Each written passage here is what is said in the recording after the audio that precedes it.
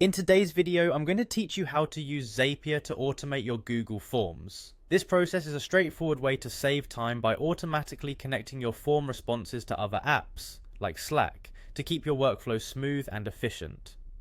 Let's dive right in. First, open your web browser and head over to the Zapier website.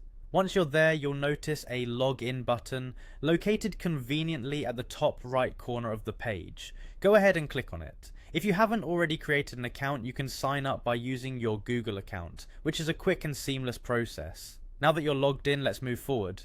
Next, you'll want to click on Create. This will take you to the place where all the magic happens, where you can set up a new automation, or Zap as Zapier likes to call it. Now, navigate to the Zaps section. This is where you'll be building the automation workflow, starting with the first part called the trigger. Here you will decide what event will initiate your automation. In this case, let's focus on Google Forms. Click on Trigger, which will allow you to select Google Forms from the list of available apps. Once you've selected Google Forms, you will need to choose an event. For our purpose, let's select New Form Response. This means the automation will start every time a new response is submitted via your Google form. After selecting your event, you'll need to connect your Google account. Click on Sign In on Account. This will allow Zapier to access your form responses securely. Once signed in, it's a good idea to click Test to ensure everything is working as expected. If it's successful, then you're all set to move on to the next step.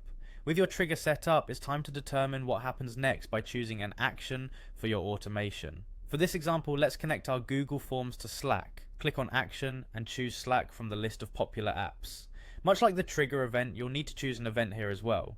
Select Send Channel Message. This means that whenever a new form response comes in, a message will be sent to a specific Slack channel. You again need to sign into your Slack account in Zapier for it to interact with your Slack workspace. Click Sign In on Account, and once you're connected, perform another test to make sure the action step is set up correctly. Now, you're almost there. Finally, wrap everything up by clicking Publish. This step will activate your automation, making it live and working in the background every time a new Google Form response is received. And there you have it, your Google Forms are now successfully automated with Slack using Zapier. Congratulations on setting up your very own automation. Keep exploring other ways to streamline your processes with Zapier.